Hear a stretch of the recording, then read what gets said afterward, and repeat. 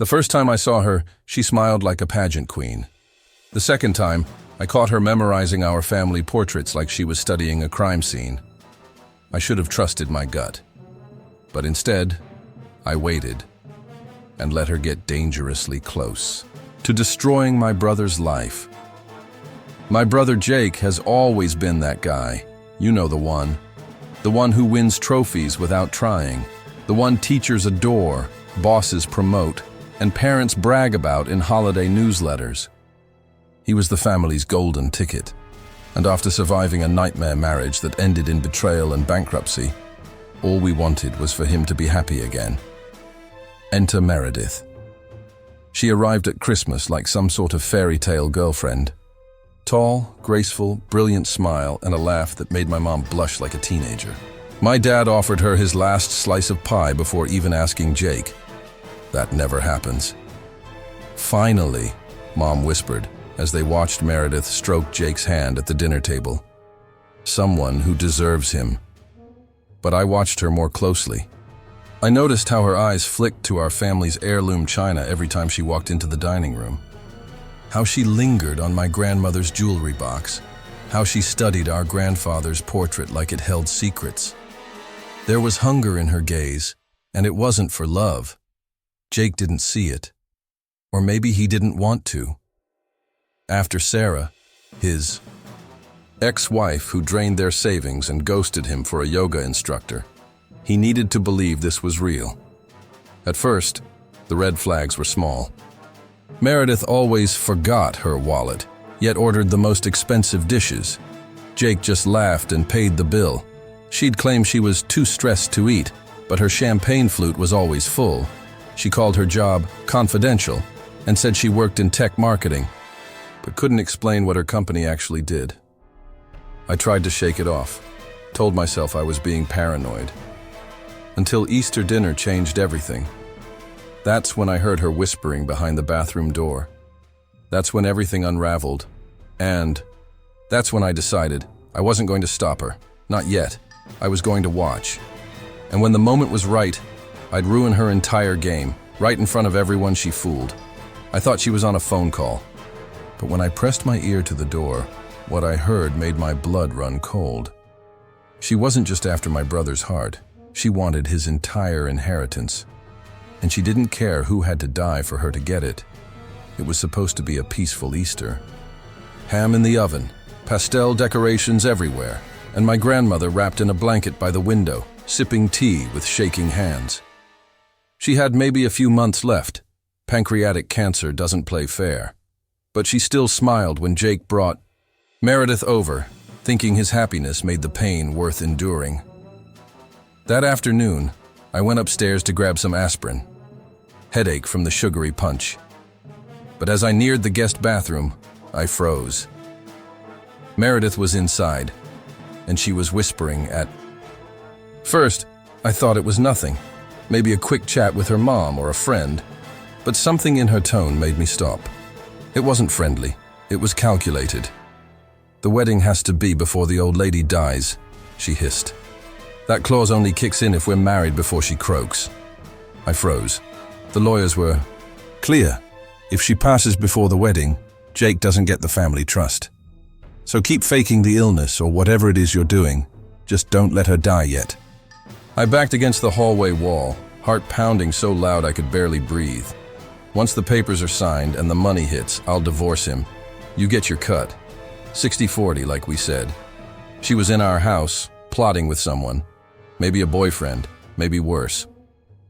She was timing a marriage around my grandmother's slow death. That inheritance? It wasn't just money. It was our family business. A chain of hardware stores built by 3 generations. My grandfather worked 12-hour days into his 70s to keep it running. And Jake was set to inherit it, if he was married before Grandma passed. A strange clause buried in the will, meant to protect legacy through stable family. Nobody thought it would ever matter, but Meredith found it. And now, she was using it to manipulate my brother, control the timeline, and secure her golden parachute. I should have burst into the room. I should have confronted her then and there. But Instead, I backed away, slowly, because I had a better idea. If she wanted to marry into our legacy for money, then I'd give her the wedding she dreamed of and destroy her in front of everyone she fooled, right at the altar. After hearing Meredith's chilling conversation in the guest bathroom, I knew this was bigger than just family drama. This wasn't just some petty gold digger scheme. This was calculated, cold, and ruthless. But I needed proof. Something undeniable to bring to Jake without destroying our relationship completely. I started by quietly investigating her background. Meredith claimed she worked in marketing at a tech startup, but when I tried to verify this, nothing added up. No social media presence linked to the company, no professional profiles, no colleagues who could vouch for her. It was like she had built an entire fake professional identity from scratch. The more I looked, the more I realized she was a ghost. Family events were a nightmare. Whenever Jake's college friends or old co-workers came around, Meredith would suddenly get debilitating. Migraines. She'd retreat to a dark room, shutting herself off completely from everyone. At first, I thought maybe it was genuine, but then I caught her sneaking out her phone during these supposed migraine breaks, scrolling through Jake's old social media posts, photos, and tagged memories, taking notes. The notebooks she kept were the real smoking gun. I found spiral-bound journals filled with detailed notes, names, dates, inside jokes, embarrassing stories from Jake's past, career highlights, even personal details about his friends that no one else would know. She was memorizing every single detail, like an actor rehearsing lines for a role she desperately wanted to play. She wasn't just faking affection. She was meticulously crafting the perfect illusion of being part of our family. One night, I decided to confront her privately. When I called her out on the inconsistencies in her suspicious behavior, she gave me that chilling smile, the one that didn't reach her eyes, and said, "You're just jealous." But it wasn't jealousy. It was betrayal, and I was seething. I realized then that Meredith wasn't just a problem. She was a ticking time bomb, planning to explode Jake's life from the inside out. She wasn't just after a wedding or a title. She wanted everything that came with it. The family business, the inheritance, the legacy. I couldn't let her win. After gathering all this evidence, I knew I had to be extremely careful. Jake was still deeply in love, or at least hopeful, and the last thing I wanted was to alienate him. Meredith was the golden girl on the surface. Everyone loved her. But I saw beneath the mask, and what I saw terrified me. At family dinners, her cracks became harder to ignore. She'd laugh at jokes way past the point where they stopped being funny, forcing smiles that didn't reach her eyes. She'd suddenly change the subject whenever anyone asked about her work. One night, during a toast, she accidentally called our grandfather the old man. The room fell completely silent for a few awkward seconds.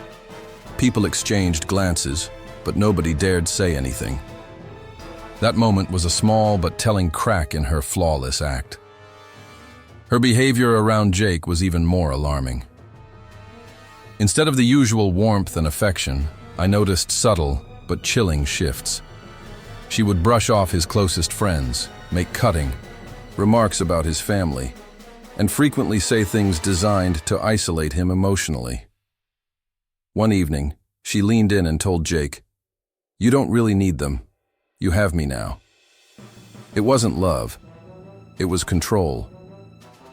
One afternoon, while Jake was out, I overheard her whispering on the phone. "They're getting suspicious," she hissed, voice low and urgent. "Keep the act going for at least another month. After that, we're out. The inheritance will be ours, no matter what." A wave of dread washed over me. I knew I had to act. Fast, but I had to be smart too. I couldn't just storm in and blow everything up, so I set traps. I started recording her phone calls when I could, took screenshots of suspicious texts, and even installed a hidden camera in the guest room where she spent long stretches alone. What I uncovered was worse than I imagined. Meredith was plotting, a full escape with Jake's money and the family inheritance. She was manipulating medical records, faking illnesses, and lying to lawyers to make sure her plan would succeed. This wasn't just greed, it was cold, calculated betrayal. Every day I watched this ticking time bomb, feeling the countdown speed up. The family I'd grown up with was slowly being torn apart, and no one saw the danger except me. By this point, I was practically living in detective mode. Every interaction Meredith had was a piece of a bigger puzzle. She was an expert at playing the victim in front of everyone, but behind closed doors, she was ruthless. One afternoon, I managed to get my hands on some of her emails. Hidden between vague work messages were detailed plans, lists of what to say to doctors, scripts for lawyers, and instructions for fake hospital visits. Meredith was orchestrating every detail like a mastermind, manipulating not only Jake, but the entire family. I decided to confront her subtly. At a family brunch, I pulled her aside and said, "Meredith, I've been hearing some worrying things. Is everything really okay with your health?" She gave me that rehearsed smile, but her eyes flickered for a moment. "Of course, everything's fine," she said smoothly. "But thank you for caring." Her calm facade was beginning to crack. Meanwhile, Jake was more withdrawn. The stress was eating him alive. I caught him late at night scrolling through old photos and messages from his ex-wife, Sarah. His world was unraveling, but he was still clinging to hope that Meredith was the answer. That's when I realized I needed to go deeper. I reached out to some of Meredith's old acquaintances, trying to find out where she really came from. Turns out, Meredith had a history of short, suspicious relationships and rumors of conning wealthy men. I discovered one former boyfriend who said Meredith had disappeared with thousands of dollars from his business account after just 6 months together. Another claimed she faked a cancer diagnosis to get sympathy and financial support. It all fit. She was the classic gold digger, but with a twisted, cruel edge. As I pieced together more of her past, I knew the next step was exposing her, publicly, and in a way that Jake couldn't ignore. I started collecting hard evidence, photos, receipts, and recordings, anything that could prove her lies. But I had to be careful. Meredith was clever and knew how to cover her tracks. One night, I secretly recorded a phone call where she coldly planned with an unknown accomplice about speeding up the wedding and delaying Jake's grandmother's medical treatment. Hearing her voice, cold and calculating, broke something inside me. This wasn't just greed, it was cruelty wrapped in charm. I knew I had to act fast before Jake's entire future was destroyed. I began researching legal options, talking to family lawyers, and figuring out how to expose Meredith without alerting her. Meanwhile, I started planting seeds of doubt with Jake, gently questioning some inconsistencies I noticed. It was painful watching my brother defend Meredith, blinded by love and desperation. But deep down, I knew the truth would come out. And when it did, it would change everything. The wedding day was finally here, but I couldn't shake the heavy knot in my stomach. Every smile and laugh around me felt like a mask hiding the truth.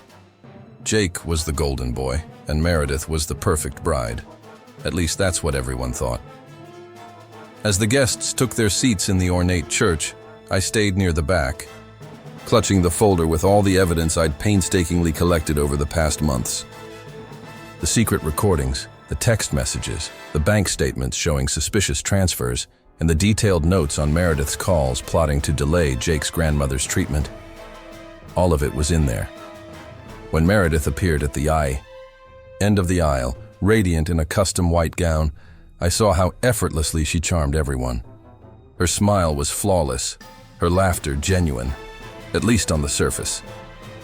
Jake was beaming, clearly head over heels, unaware that the woman about to become his wife had been manipulating him and our entire family.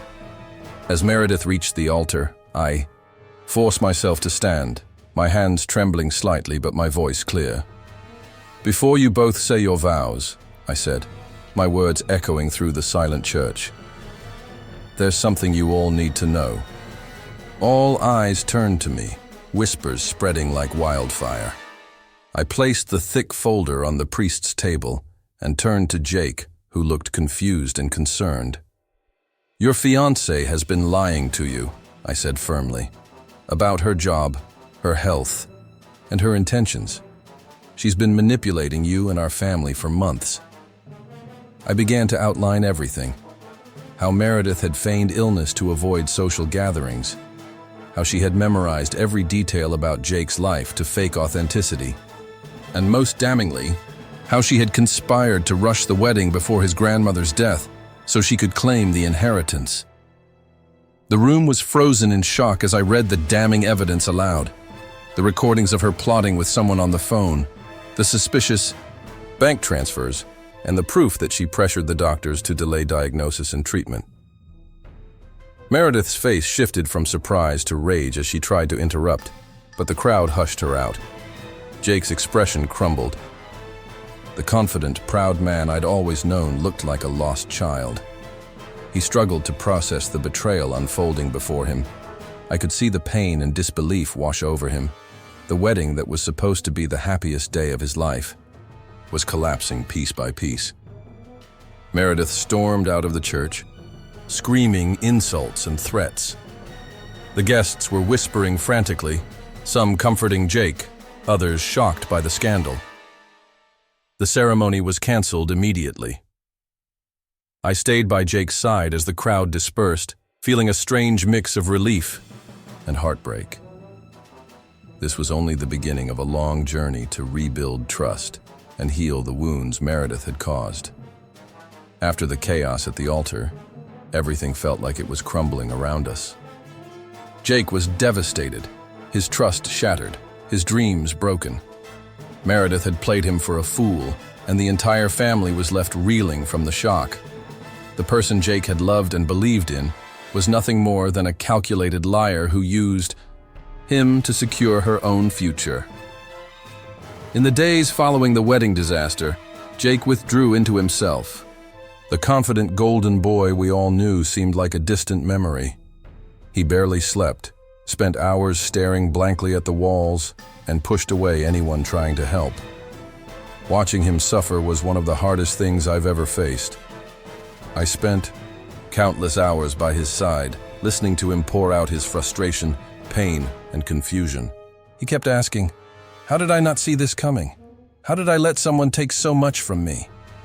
I reminded him, "People like Meredith are masters at deception. It's not your fault. She was skilled at hiding her true intentions, but you're the one who gets to decide how you move forward." We started taking action immediately. Jake hired a lawyer to handle the estate issue and to pursue legal action against Meredith for fraud, emotional distress, and breach of trust. The legal battles dragged on, with tense court hearings and endless paperwork. Meredith tried to defend herself with lies and manipulation, but the evidence we uncovered was overwhelming. The spiral notebooks filled with her secret plans, the phone calls where she plotted the timing of the wedding, everything painted a clear picture of her malicious intent.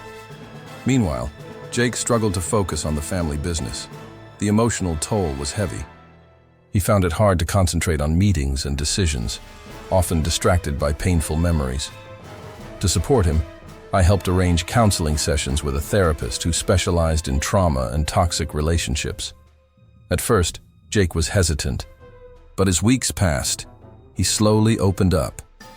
The therapy sessions became a safe space for him to process his grief and anger and to rebuild his self-worth. It wasn't easy. There were moments when Jake wanted to give up, feeling like the betrayal had broken something irreparable inside him. But slowly, day by day, he began to heal. He learned to rebuild trust, not just in others, but in himself. He discovered strength in vulnerability, admitting when he needed help and accepting support from those who cared. Our family rallied around him. We became a united front, determined to help Jake reclaim his life and legacy. Family dinners, once tense and heavy, started to feel warm and hopeful again. We shared stories, laughter, and plans for the future. Jake even started dating again, carefully, cautiously, but with hope in his eyes. One evening, as we sat around the dinner table sharing stories and laughter, Jake looked at me and said, "I don't think I could have gotten through this without you. You saw what I couldn't, and you stood by me when it mattered most." I smiled, feeling proud and grateful. "That's what family is for," I said. The road to recovery wasn't perfect or quick. There were setbacks, moments of doubt, and days filled with pain. But Jake's resilience and our family's love became the foundation for a new chapter, one built on honesty, strength, and hope. And through it all, I learned an important truth. Sometimes, the hardest battles bring out the strongest bonds. Sometimes the person you least expect to be your hero is the one who refuses to look away.